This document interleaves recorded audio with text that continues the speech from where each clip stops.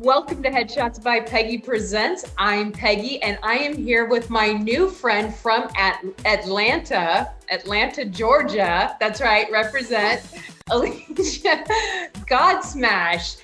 And she is an author. She's a filmmaker. She's a producer. I don't know. Is there anything that you don't do? Well, I don't do windows at all.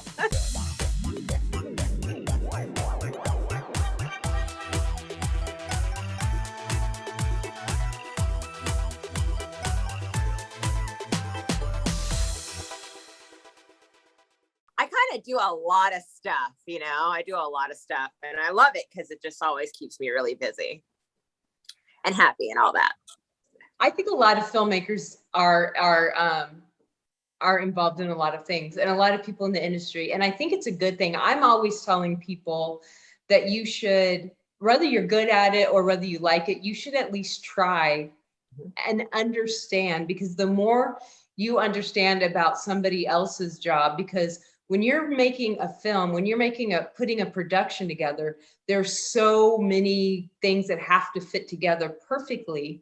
And a lot of times people are asking you to do things and you're like, that doesn't make sense. Why do they want me to do that? And you're kind of pushing back on them, making their job harder. But if you understand their job, you're like, oh, I see why you need me to do that. So it makes you better at your job, which makes them able to do their job, and so on and so on. So I'm always a big promoter about ask questions, try it, lend a helping hand, realize, how hard different things are, for people. Well, that's the only way you're going to be empathetic. And actually, if you're a leader, those are one of the qualities that people gravitate to.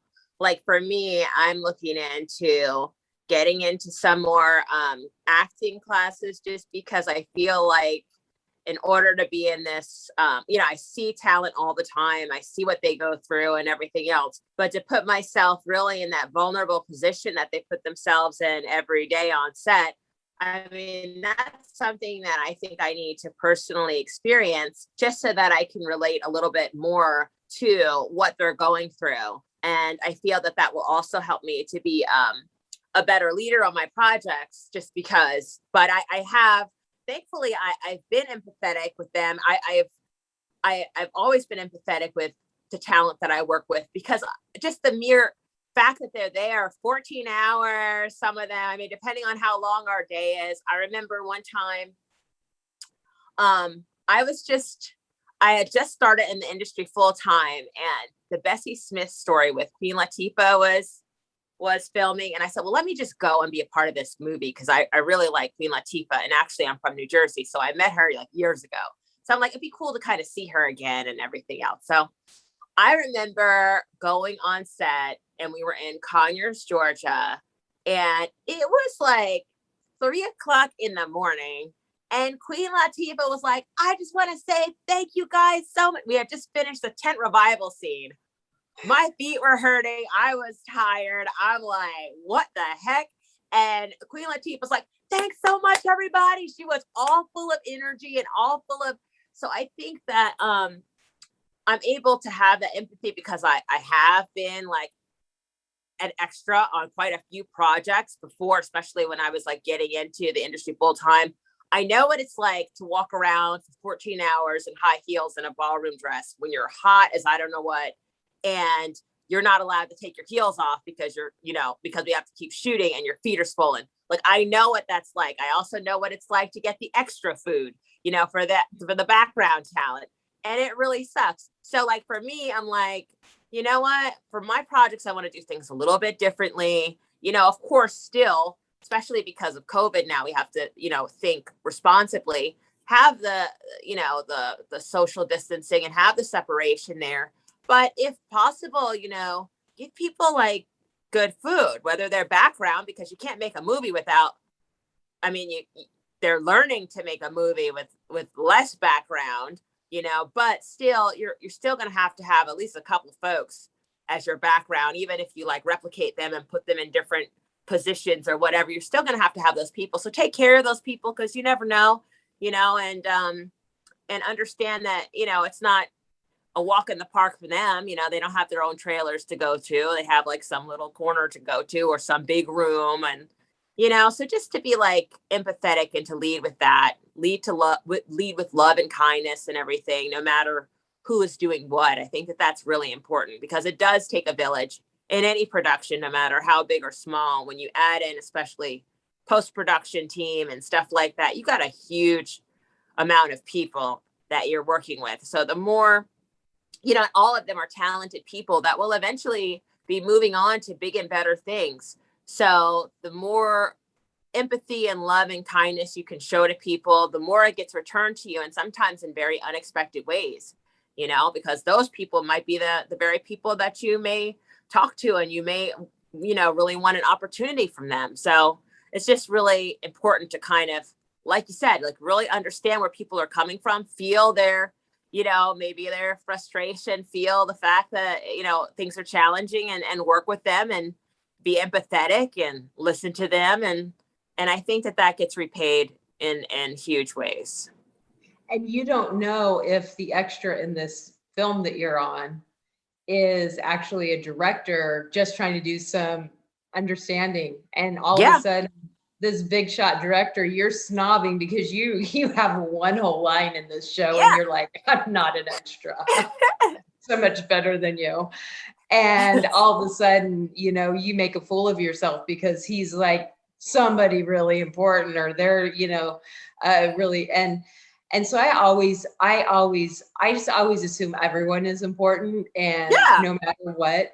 I feel like we had this conversation when Merrick and I were in Atlanta, because there's no housekeeping in Atlanta when you're staying at a hotel.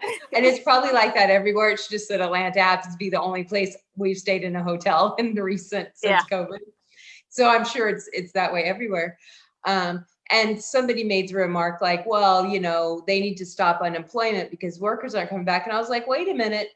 These people work their butt off for pennies. Maybe we should consider how important they are to us, and maybe we should take better care of them. So maybe we should give them a living wage. And background, you know, you can snub your nose all you want, but background is important to the story. The story is going to look weird if there's no background. It's what brings the flavor, it brings the energy, the feel to the show. So you never snob any, you know, whether it's the grip, whether it's the sound guy, they all have a huge, you don't want to piss off the sound guy. Like, sound is very important. You know, sound is huge, you know, and you just don't want to do that, because if you don't have great sound, your project is screwed, you know. And, you know, it's funny. I did have an experience where I did meet someone that had horrible regret because they did just what you said. Like, they came on and they're like, oh, you know what? You know, I got this part, I got this speaking, whatever. And they were just kind of rude. And then lo and behold, this was a producer that they were talking to. And not just them, but their whole little crew of little speaking, you know, of speaking background, they got cut out of the project. It's just like, okay, well, we don't really need. And then they took somebody else that was just, you know, that had come there, that was really kind and whatever. And they used them, and they ended up getting a speaking role and whatever. I mean, you got to be hungry for it. Understand too, like, whatever you do, if you love it and you're passionate about it, it's a privilege. So you got to, you know, have gratitude, lots of gratitude as well. And for me, like, every time that I'm on a project, I'm just so grateful that I'm doing something that I love, you know. I'm so grateful that I'm around people with like energy, you know, people that I can relate to, people that are just amazing to me. And I got to tell you this one story. So I have this friend of mine, his name is Justin, and he lives in California, and he's a producer, and he's done some really amazing things. And one of my relatives was very ill, and it was Justin that was able to recommend an amazing doctor for my brother. And that doctor, you know, and the help of God saved his life. So you just never know, you know, who you're going to meet, and how, you know, the universe kind of, you know, puts things in alignment. So that person may help you in ways you would have had no idea. But I could tell you, sitting here, if it was not for him and that relationship, who knows what would have happened. So thing is that you just have to have a big heart, an open heart, just love everybody, be gracious, show a lot of gratitude, and you would be amazed how many opportunities open up. You know, that person that was able to get that speaking role, goodness knows what, you know, new and amazing opportunities and more lucrative opportunities that person has, just because they were open, they were kind, they were sweet, they were just doing taking their and following their directions the way they should. And just doing it with a smile. People feel that. People want to be around that. Never underestimating just being kind. Like the places and the doors that'll open, just be human. Just be a kind human. Don't think that you're better than anyone else. Don't push people around. Just the act of being a kind human will open so many doors. You know, you're on set and people are like, oh, look, this person pitched in, this person did all, you know, this person was not in the way, did not cause me trouble in any way. That's noted. That's always memorable. So, well, you know, it's funny, like on my projects and stuff like that, I could be sitting behind in like Video Village, but then you'll also see me, like, I'll take the trash out. If I see that there's, you know, a lot of trash, you know, and it needs to go out, you know, because I'm also a location manager too. So I'm used to all that stuff, like making sure everything is cool and making sure, you know, I mean, it's not all about picking up trash and stuff like that. But hey, imagine if it didn't happen. Imagine if somebody wasn't assigned to make sure that that location was in order, or searching for environments for people to shoot. I mean, it's a it's a hugely important role. So for me, coming from that kind of background as well, if I see that the trash is getting, you know, full, I will pick up that garbage bag. And people are like, hey, what the heck are you doing? I'm like, hey, you know what? It's garbage. I'm taking the garbage out. When I'm at home and I see like the trash is piling up, what do?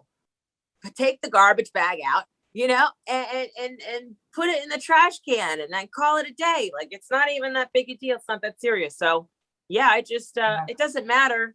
And that's part of pitching in and being a team player. You just do whatever needs to be done. It doesn't matter. Like, okay, everybody goes in and they have their roles and whatever, you know, as far as what's on your deal memo is concerned or whatever, but those are just words. At the end of the day, we're all teammates, you know, we're all part of the team, and we gotta make sure that, you know, we win the championship, which is to make a really great production. And it's funny because my executive producer of this project that is just coming out, it's going to be on Netflix in August 27th, called Titletown High. Really great show, lots of heart.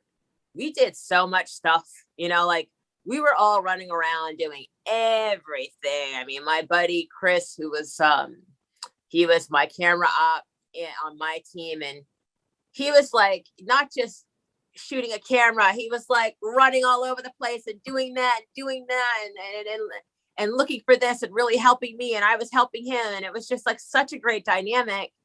And we're still in contact. We're still contacting not just him, but you know, that whole entire area has just a place in my heart now. I was going down to Miami recently and I stopped down in Valdosta with my cousin, and it was just like the memories there, you know, and it was because we had such a great team of people that we were working with and such great talent that we were working with, that it will always like, it really like changes your way of thinking. And it just like really, I don't know, just leaves such a lasting and lifelong impression on you. Some of these projects, actually all of the projects that I've worked on have left an impression on me in one way or the other.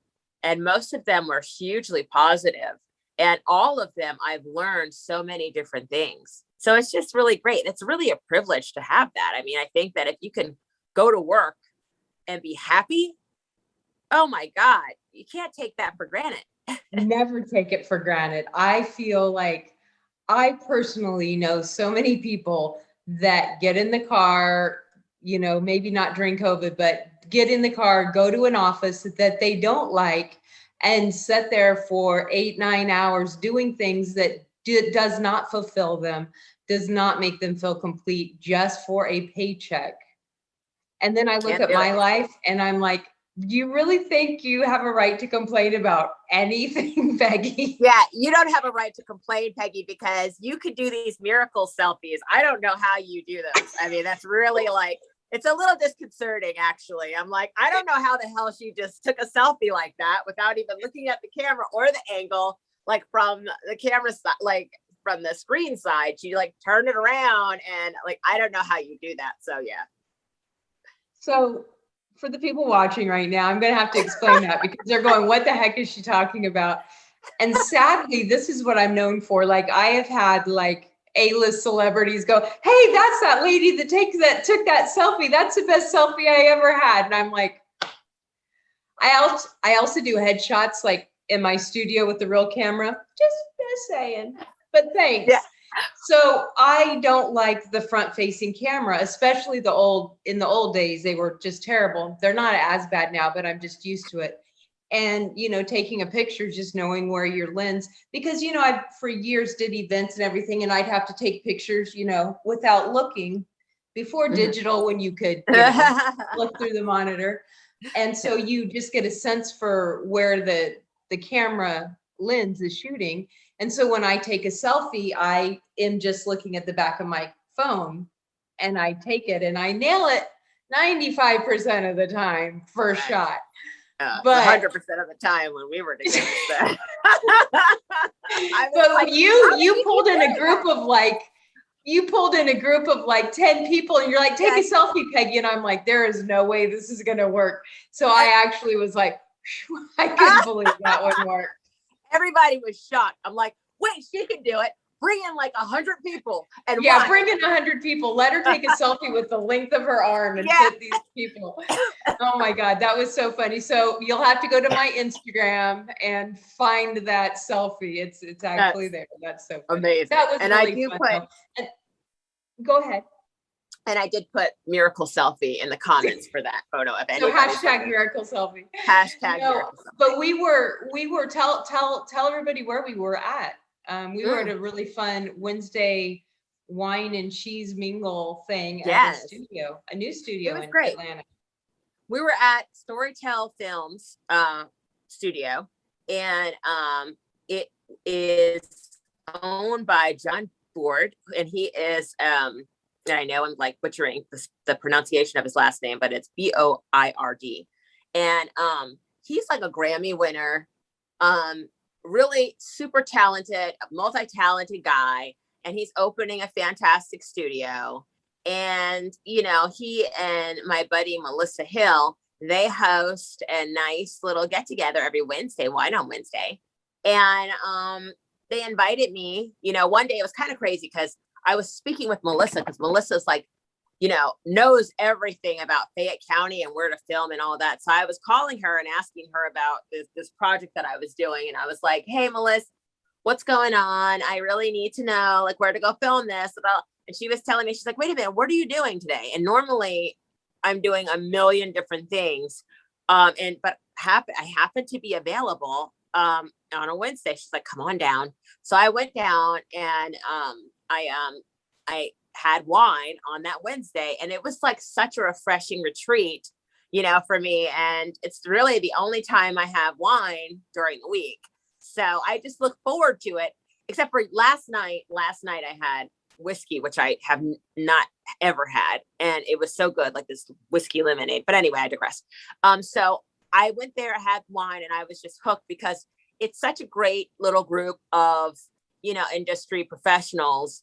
And we just go and we talk about stuff, and we enjoy ourselves and everything else. And it's just great. We exchange ideas. And I think that that's really, you know, such great energy that you can really be completely inspired. You get energized, every Wednesday. And, you know, for me, after that, I came home and I really just, kept working on my book, and I was so excited.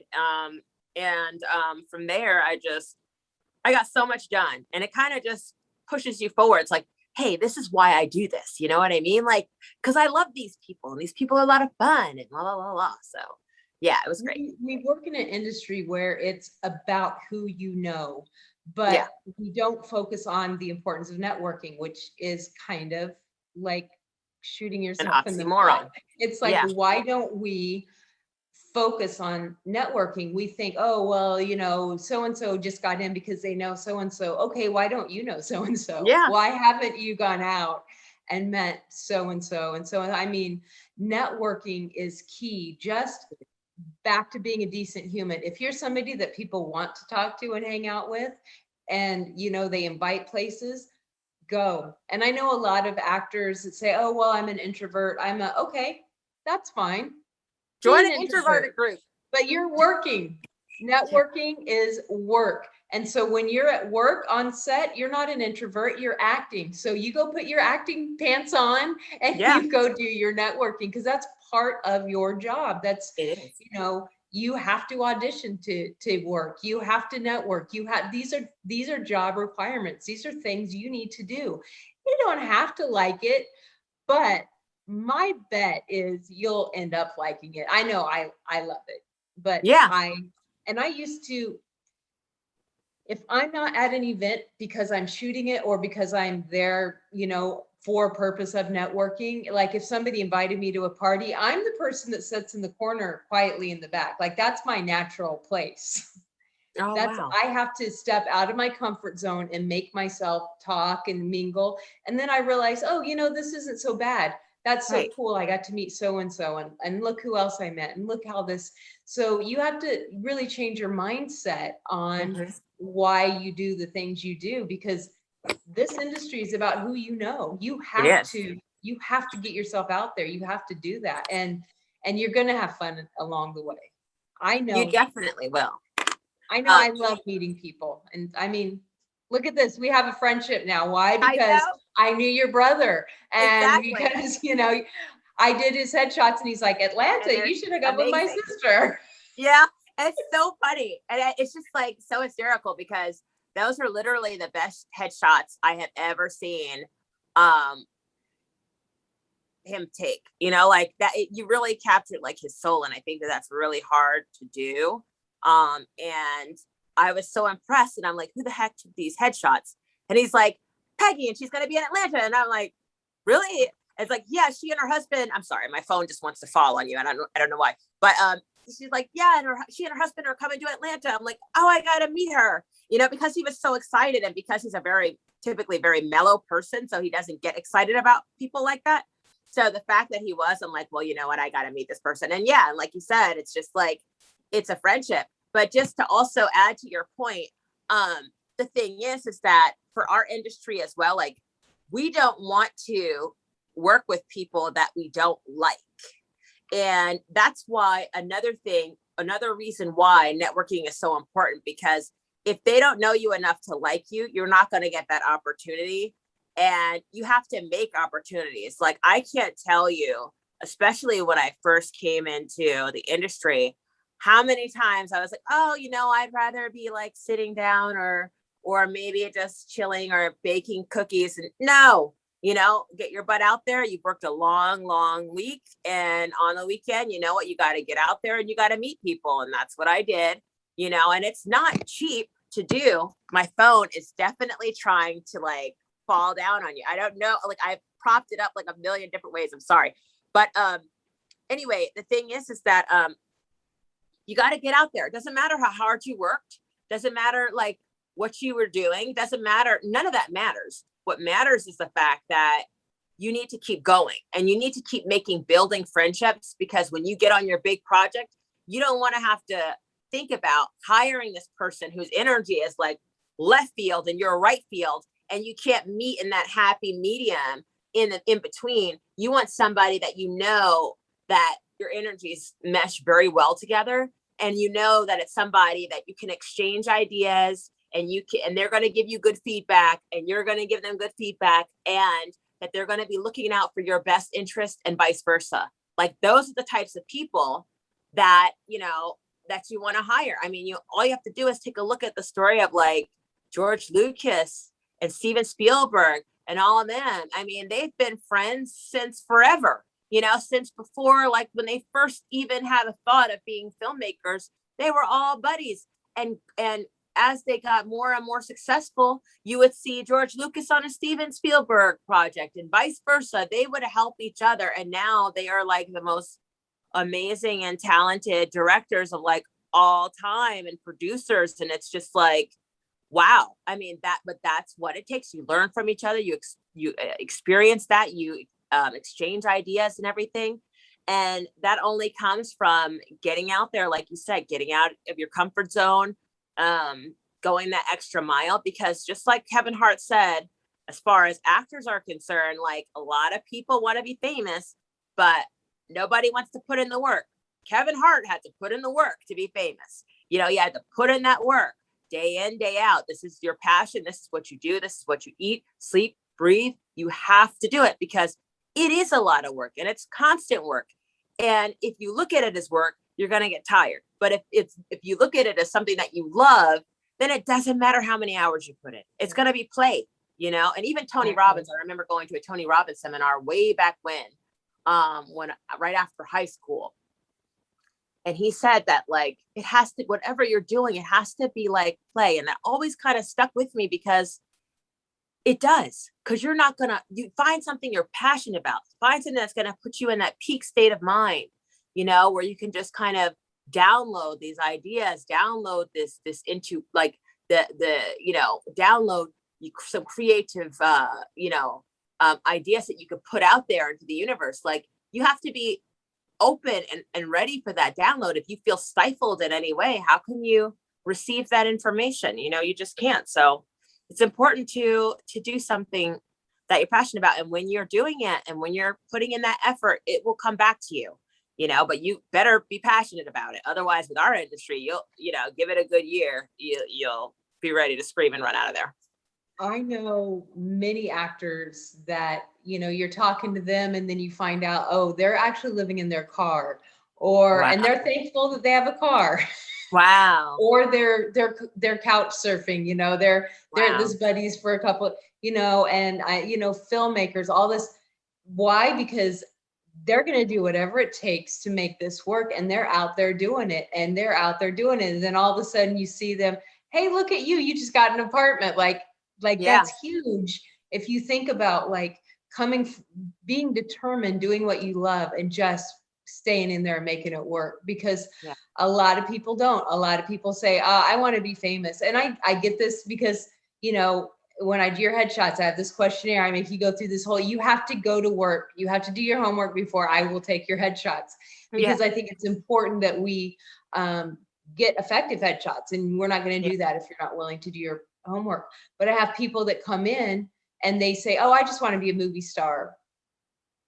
Okay. That's nice. But where are you right now? Oh, well, I'm not going to submit for anything other than big movies. It's like, well, then you're never going to be a movie star, because you got to work on that student film for free. You got to work in that, terrible web, that non-union commercial that treated you like crap. You got to do this, and you got to know all those things. Those all, they kind of have to happen. That's part of, that's part of growing, coming to age. It's part of the experiences, and it's not a bad thing. It makes you rich. It makes you full. It makes you take all of those things, and it brings more fullness to when you do make it, because then you actually, like, you own it, every part of it. You have experiences, you have feelings and emotions that you can pull on. You can appreciate different things. And so never, ever, ever underestimate experience, and never look down on the I'm not there yet times, because that's the platform to bounce off of. You stay there for a while until you're strong enough to jump high, it's okay. It's all right. Yeah, absolutely. Like, that's totally like the learning part of it. Like, I wouldn't trade any of the days. I remember trudging around in the mud, way during the night until the sun came up. And you know what?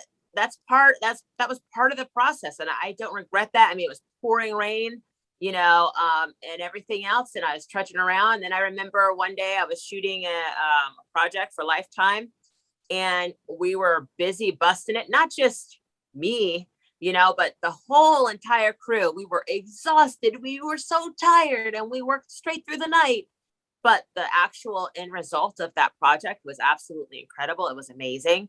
And it's like one of my favorite projects, even though I was going home and I was so tired that I had the music on and it was so loud because I was trying to stay awake. And I eventually had to pull over and go to a hotel and stay there right in my town because I couldn't even get from the hotel, and my house was probably like 4 miles from there. I couldn't drive another mile. So I'm like, I need to get off the road because I don't want to endanger anybody. So I got off the road and I went into the hotel, and thank God it was a nice one. And I made it there, and I crashed. I didn't even remember. All I remember is getting the key and going upstairs. And then from there, I just totally crashed. But you know what? That's part of the experience. Like that's where the empathy comes in, that's where the gratitude comes in is going through that. And I was grateful that I even had the opportunity to do that, might have been tired, might have been exhausted, might have been like, oh my God. Like in the beginning, I was just like, wait a minute, because pre-production, we were doing like, okay, the hours were steadily getting longer and longer and longer. The next thing I know, I'm like, dang. And the hours just kept getting longer and longer. I'm like, oh my God. But again, I was so thankful for the opportunity that I was given to work with so many people and so many wonderful producers and Swirl Films. I worked for Swirl Films in Atlanta for a while. And that was really like a boot camp for me. I mean, they allow you to really experience what it's like to be on a film set, because this is what you're asking for, right? This is what you want. So they let you experience it, and you're able to work with them, and together you put out some really amazing content. And at the end of the day, it's just like you've worked for it, but you feel so rewarded. You're like, oh my God, like this is what we worked for, and here it is. And then, it never gets old to me, like watching one of my projects and then like, there's my name going up on the credits. I'm like, oh my God, and sometimes it's crazy because, you remember those times, like each and every frame, like where you were, what was going on that day and all this other stuff. And you're like, oh my gosh, I can't believe this is, and you're so happy and your heart just, swells with gratitude just because, you're doing what you love, so it's all part of the process, no matter where you are in your journey. The main thing is that you're on it. You just have to stay on that golden pathway and look straight ahead and do what you need to do until you get where you're going. And if you have faith and you believe and you're focused, and that's what you'll get to the end goal. But you better, again, be sure it's what you really want to do. And if not, there's nothing wrong with that. It's never too late to reposition yourself and to find something that you're passionate about. Never too late. And I've talked to filmmakers, producers, directors, and they were like, I thought I wanted to be an actor. Like I was my whole life, I'm going to be an actor. I'm going to be an actor. And they started, in the acting process, and they're like, yeah, this isn't fun, but what are you doing here? And they're drawn to a different aspect of that. Yeah. And that's their like, their goal. It's their thing that just inspires them and makes them feel fulfilled. And so, you never know why you like something. Like you may really have a strong desire to learn something just because you have to be there to see this. You know what I mean? Yeah. If you'll never see this unless you get there. Yeah. And so, but sometimes we're like, no, I said I was going to do this, so I'm going to keep doing this. And, you just like, and it's like, no, you just needed to be positioned differently. And now you can see where you could go. And it's okay. You don't have to that's not a failure. That's just you learning, that's taking the next step. That's a process. It's a journey. Yeah. Absolutely. So. It's all part of the process. And at the end of the day, like for me, I started in corporate America, and the skill set I learned in corporate America have helped me so much, like just to be able to go and to know what's going on, to know how to balance a budget, to know how to, get things together, to have leadership skills and all that other thing, all the other things that I need, all of those elements that all have to fit together well in order to, do what I need to do. I mean, I don't regret being in corporate America. I'm glad, because I feel that by me having that business background, it contributes to what I do greatly. I mean, I work hard. I have a great work ethic, and I'm thankful for that. And it's like, I learned that, because in corporate America, I was working crazy hours too,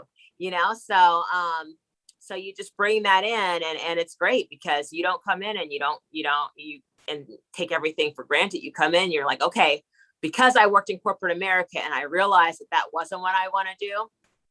Now, because this is something I'm passionate about, I'm going to give it 3,550%, because I love this, and I want to be in this, so for me to be in this, I have to give my absolute all to it, and because I don't want to go back to that, you know what I mean? Like, that's not where my love was. My love was here, so you just appreciate things more. So it's okay, and like you said, I found that so many times over the course of my career, I have found myself in a place just to meet somebody, and okay, great. And then you finish the project and you move on, you do something else.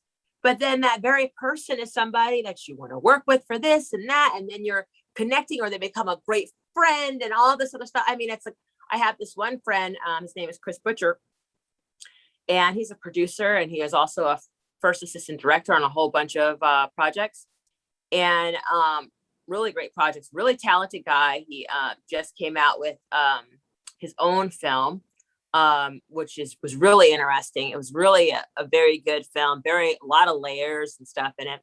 And we had met on a project, and it was directed by my close friend, Melora Walters. And she is absolutely amazing. So she was director on that, and it was for a Lifetime movie that was called Man in the Attic.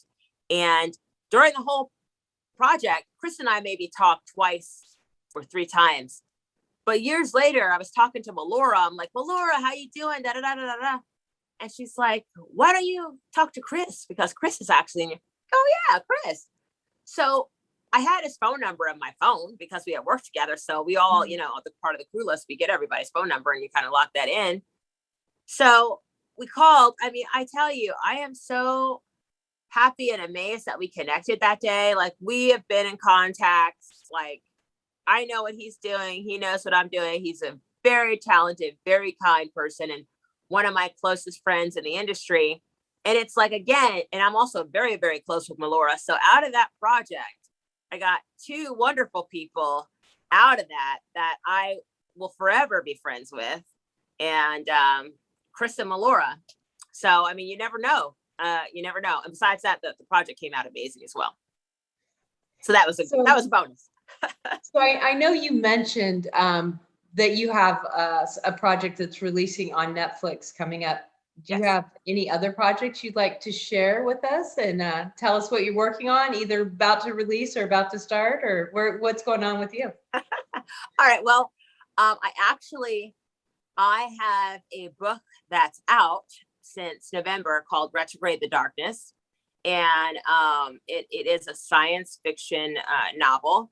And it's about this girl named Isis, and she comes from a very privileged family. But despite her privilege, she doesn't, sit back and, think, okay, well, I don't have to help anybody. I'm privileged. I'm rich. I just got everything I ever wanted. No, she decides that what she's going to do is join this elite, army to fight what's called the retrograde. And the retrograde comes about every 10 years when the copper moons align on her planet of Demera. And what happens is that if you can imagine the Mercury and retrograde phenomenon with certain planets are on retrograde, how that affects us, we shouldn't make any travel plans or big decisions and stuff like that. Well, magnify that about 300,000 times, and you pretty much get the retrograde that she has to face on her planet Demera. And basically what happens is that she joins the elite army despite her mother Rainia's wishes. because her mother, because she didn't come from wealth, wants, Isis to be this prim and proper princess, but she joins anyway. And she starts the training process, meets up with a very enigmatic soldier named Kalfani, who has a very mysterious past. And also another character by the name of Aurora, who's one of the oldest persons in the army, but she was the first female soldier in the brigade. And the three of them seem to have some kind of, dynamic bond. And it's almost like a supernatural kind of thing that they have together. And the closer the retrograde comes to striking their planet, the stronger this bond becomes, So this book is an unfolding of that and deals with some very real issues. And I love it. And so basically what's happening now is I am writing the second part to that duology. I am actually on the last chapter of it, which I'm so happy. And then I'll go through the editing process, of course, which takes a while, but I'm hoping to release that around December, and that'll be Retrograde, The Darkness, Book 2. And so that's something that I'm really super proud of. That was a labor of love for me. That was something that idea was definitely an inspired idea that came to me as I have this friend named Tim, and he's a producer used to be in LA. Now he lives in Florida. And he was like obsessed with Steven Spielberg, obsessed with him. Of course, I love Indiana Jones, Raiders of the Lost Ark, all that kind of stuff. So I love Steven Spielberg too, but to the degree that he loves Steven Spielberg, I said, well, let me go research this Steven Spielberg because, oh my God, I've never seen this kind of fanaticism. So yeah, so I go and I start researching Steven Spielberg years before I wrote my book, and Steven Spielberg was talking about the whispers in one of his talks. And I remember being riveted by his speech, and he was talking about the fact that, you have people, anybody can have a, good idea. He says, and some people can have a very good idea, but that you have a great idea, like when you hear the whisper, and you have to trim out all that psychic noise and be still inside to be able to hear that. It's very faint, but if you have your ears open, so to speak, you will hear that. And I was speaking with a friend of mine one day, a colleague. We were at the this energy center in Duluth filming another movie for Hulu. And she's like a spiritual guru. We were talking about the Mercury in retrograde phenomenon because Mercury was in retrograde. And that's when I legit heard the whisper. It was something inside of me, because I had been having pieces of the book kind of swimming around my mind for like a while, but it wasn't until I had this conversation with her that something inside of me said, this is it. This is your story, And then when I got home from that night forward, I dreamed that book out in sequence. So I would legit go to sleep, dream a whole, scene of that book, wake up the next morning and write it. And if I needed a little bit more texture, I would think to myself, okay, I need to know, how did that feel? Like, what was that like? Like, what were their outfits like? Like, what kind of material? I would dream the same thing again that night in more vivid detail so that I can write that in. So, things like that just don't typically happen to people, and so I knew that was something that story was a gift given to me from a higher power, and that I had to treat it as such. I didn't want to just, oh, wow, I had this really cool, amazing dream all about this book story that I just happened to put together while I was speaking to my girlfriend. Let me just sit on that. No. Like, when you receive something like that and your heart is open to receive it, then to respect that and to show honor for that, you got to give it your all to get it out there. So that's what I proceeded to do. And this is a continuation from that. And it's funny because during that time period, I actually put together the whole entire story. I outlined the whole story already. And so I did book 1. And now this is a conclusion to book 1. and, you know, to the duology. And, but I've had it outlined ever since, you know, my dream started way back when, and I started writing them down. I have the whole story. So I'm excited to get book 2 out there into the world.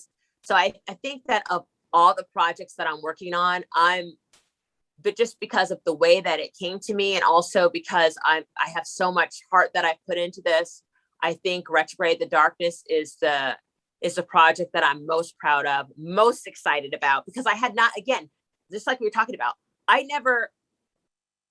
I wasn't thinking, oh, you know what?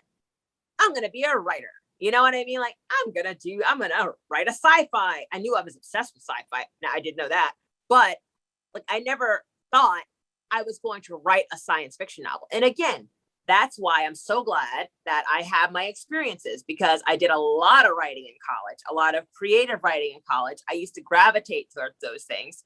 I took a philosophy course in college. I took art courses in college, and that all influenced like the book that I wrote, you know? So, I mean, again, it was something where it's sometimes, you know, the universe gives you something and says, hey, I know that you like to do this or whatever, but I'm going to add this to your plate and you're going to handle it. And I'm going to be with you. You're going to be fine, and just go do it. And you just got to do it. You just got to trust that that's part of your journey and do it. So I have a different philosophy about what you just said. So like you said, the universe knows you like this, so it gives you these things.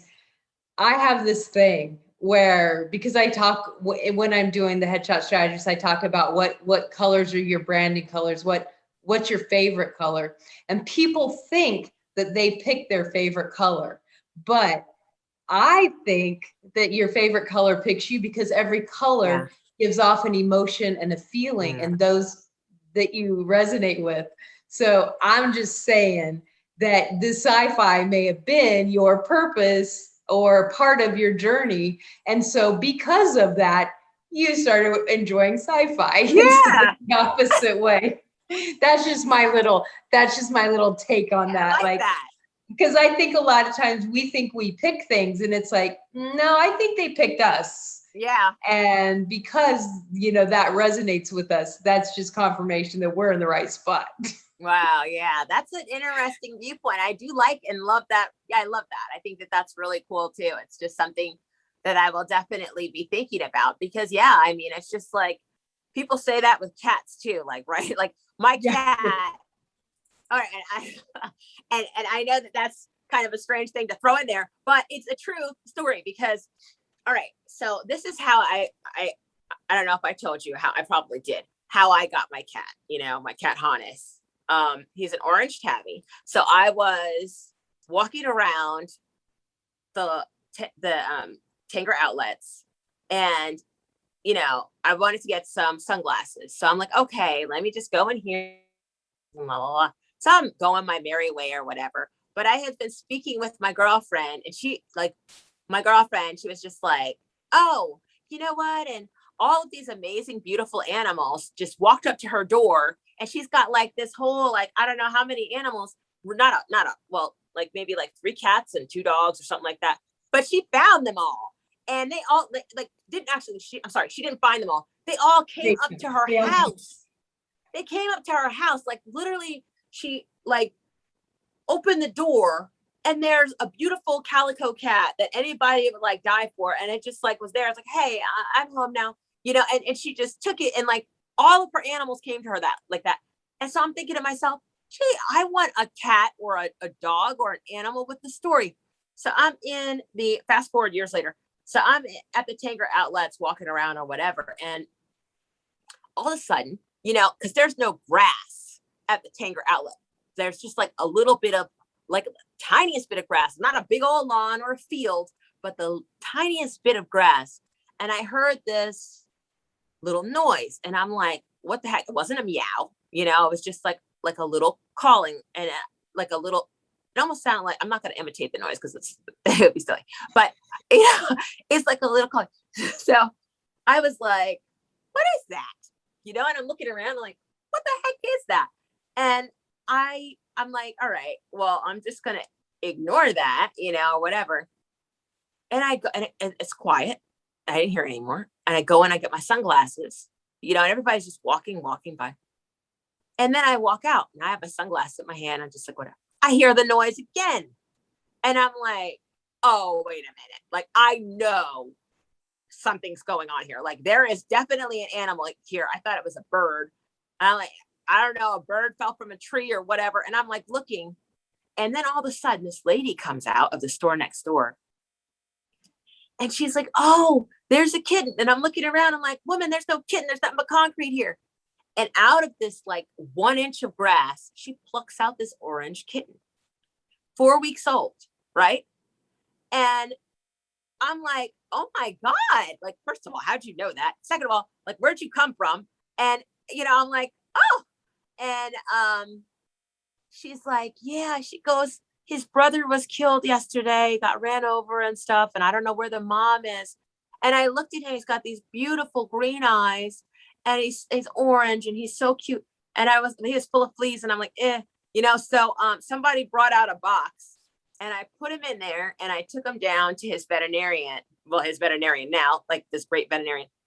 And, they tested him for cat AIDS. So he didn't have that, but he had dirt in his belly because he was eating dirt actually to stay alive, poor guy. And he became mine, and it was just, it has been 3 years later. He qualifies as one of the most spoiled cats in the universe right now. Like, he's so spoiled. But it's like he chose me because everybody else was walking around. He wasn't calling out to them.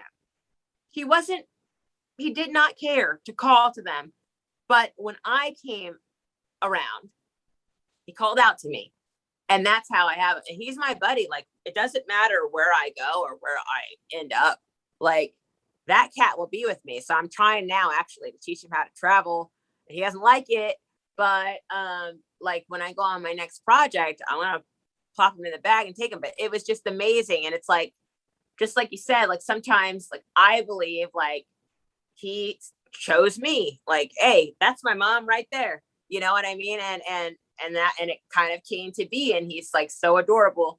And I think like you said, maybe with a lot of other things, it's like, who knows, maybe something does choose you, or things are chosen and that's part of your path and that's where you need to go. And maybe that's why you are drawn from it. But I know like when it came to this book, like I just knew like it was so obvious. I was like, girl, you don't just dream up a whole movie, and that's another thing, like the fact that I've always envisioned this as also being a movie. And it looks like that's really coming to fruition now as well. So I'm super excited. And it's just, I've been blessed beyond measure with it. And I'm just like really excited. And I feel like, yeah, this is definitely, if you're open and you got your mind open and your heart open and you're ready to, take a chance and stuff, then God only knows what to do. That's awesome. I'm going to put the link in the description so people can click on the link and buy your book and start reading it. So they'll be ready for book number 2 the end of this year when it comes out. So that's exciting. Thank you. That's so exciting. I haven't read it yet, so I will be one of those clicking on the link and getting the book. I know that Merrick and you still have like a date set up to talk aliens. Like that's still going to happen. We have to block off like a day for you two to like go. It can't happen in like a 45-minute dinner. Like we have to like block it off. Well, you guys have to come over, and that way, if I get you guys over here for a couple of days, then at least I can and I'll we'll hook up with Melissa too. So maybe you and Melissa could be talking about something else while Merrick and I talk about aliens, Exactly. That's so funny. Yeah. Well, thank you so much for coming on the show. I think it was really encouraging just to really talk about not being afraid to be yourself, be helpful, get involved, network, and just do and be grateful, because the fact that if you're in the industry, that you're in the industry and that's what you want, like that's huge. Yeah. It's huge. It's funny because Anthony Sylvester, he was our executive producer for Put a Rig on It for OWN Network season 2. And he said, he gave us a speech. He's really good at giving these speeches sometimes. And, and if you ever work for Anthony, you're going to work hard, but you're going to learn a lot too. And so he put us around in a group and he was just like, you know what, guys, listen, you made it. And it was crazy because that was the first time anybody had said into words, like, you made it. Like, you're a producer, girl. Like, it was just like, oh my God, here I am, like sitting there. I'm like, God, we got this long meeting. And so I'm very grateful. I'm grateful to be here. I am. But, oh man, this meeting's going to be a doozy. And then I'm thinking, and then when he said that, I'm like, oh my God, like I made it, like, that was so funny. And I'll always remember that. And it was such a funny thing. Cause like I said, it was the first time somebody actually said like, look, you're a woman. For the longest time, it was hard for a woman to get in the industry and do anything, but the fact that I'm a woman of color is incredible. It's incredible. I'm literally like opening doors for other people in the industry. And that is such a privilege. And I never, ever want to lose sight of that. And I just want to like give back and encourage and everything else. And because it's such a wonderful thing. I mean, and your husband, literally, like everyone has seen your husband probably on the planet, but at least in the United States, like they have seen Merrick. Like we were just talking, our group and on Wednesday, and they're like, since I met Merrick, like I saw him on like 44 things. Like Merrick is literally everywhere. But the great thing about Merrick is that he is opening up so many doors for so many other people to follow him because he's everywhere. He's everywhere. Everywhere you look, there's Merrick. You know what I mean? And just implanting that seed, like the next guy that looks like Merrick, they're going to be like, shoot, I don't know why I like this guy so much, but I got to have him for this, because he's just like one of those people that he's now a familiar face. Yeah. And that is huge. That's huge. And that is some psychology with the industry. And a lot of actors don't want to do commercial work. They think it's beneath them. They want this big emotional speaking thing. But when you do commercials, it's like you're being seen over and over and over and over. And it's if you like study psychology, it is a fact. It is a law. The more you're seen, the more attractive you become. Mm-hmm. And so it's just the fact that he's open to doing these commercials and, and commercials pay the bills. Let's be honest. Yes. I mean, commercials are big money. They're huge money. Not like they used to be, but they still are, it's still very good, money. So, but that on top of the fact that the casting director subconsciously goes, oh, look at that. That's a face I can see on TV. Why? Because I've seen that face on TV. Literally. Every day. So that is one of the reasons why Merrick loves doing commercials, is because he understands the psychology of getting seen. And it's funny, we were at a hotel once. We got on this elevator and this guy gets on the elevator and he keeps looking at Merrick. I think at that time, Merrick had like a McDonald's commercial running. He had two different commercials running, national commercials running at the same time. But he gets on and he's like, I know you. And Merrick's, just trying to, and he goes, did we work together? Did you work at so-and-so company? And Merrick's, and we know why he knows him, but it's kind of weird to say, nah, you just me from TV. Yeah. But that's that or similar things have happened so many times where it's that familiarity, or they're like, I know you. And it's always like, did we work together? Like, I feel comfortable with you. Like, I feel like I can trust you. Like, right. And that is literally the definition of commercial is You're supposed to go into their home and make them feel like they trust you. That's so it. But it's funny. It's funny that you say that, because my mom emailed me the other day and said, I saw Mary on and she said the name of it. Does he like that? Did he try that product? Does he like it? Should I buy it? And I was like, this is his job, right? Like, we don't go. It was funny. That is funny. But people do ask, because they figure you're going to get it for free after the commercial and that you have to have tried it. Yeah.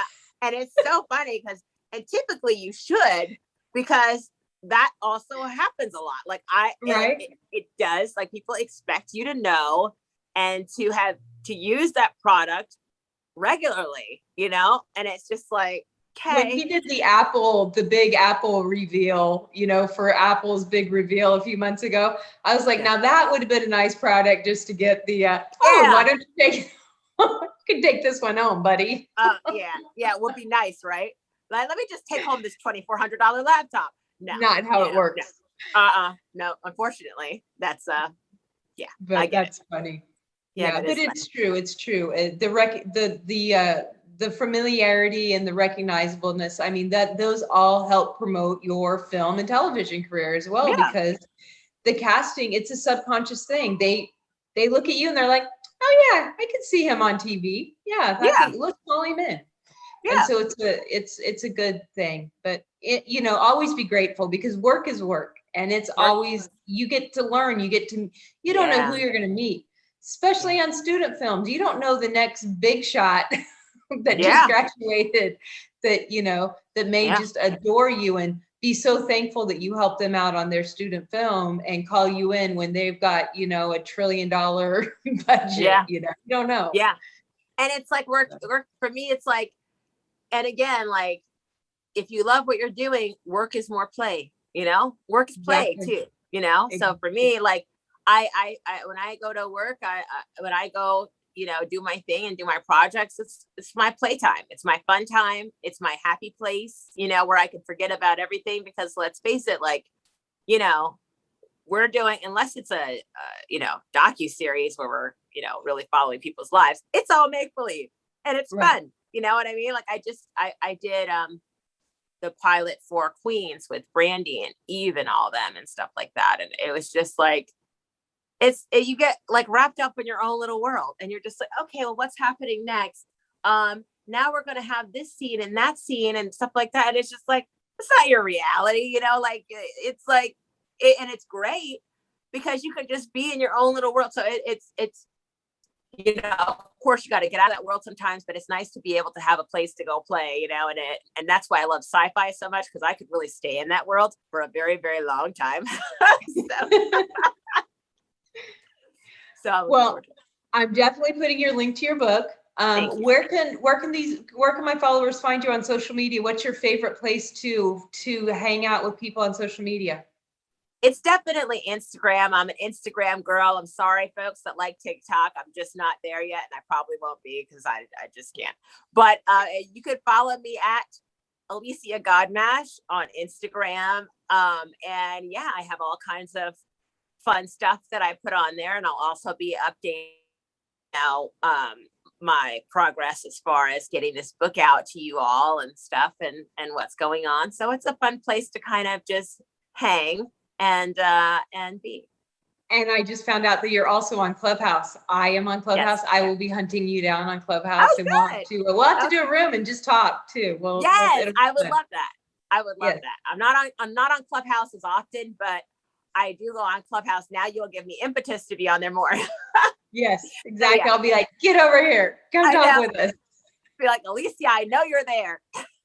That's so fun.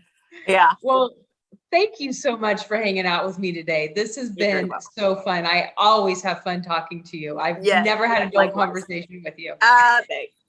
Thank you. I always have fun talking to you too. You are so sweet, and I'm so glad we met. I got to thank Cornell again for the intro, but yeah.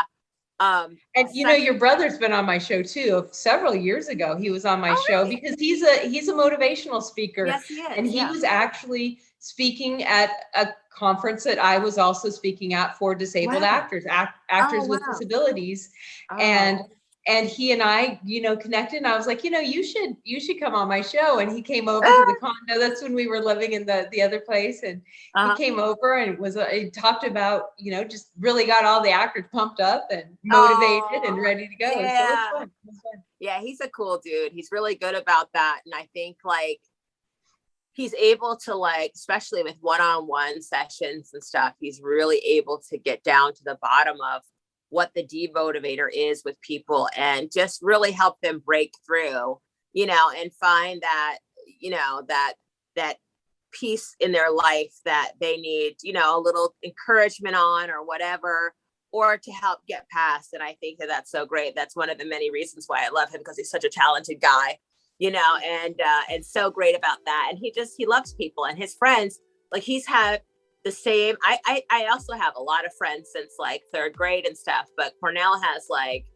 friends from, I guess like shortly after birth, like when he could start speaking, like he just keeps these friends forever and ever and ever. And I think that that's a testament to his loyalty and friendships and stuff like that. So, that's cool. That's so cool. He's a cool dude.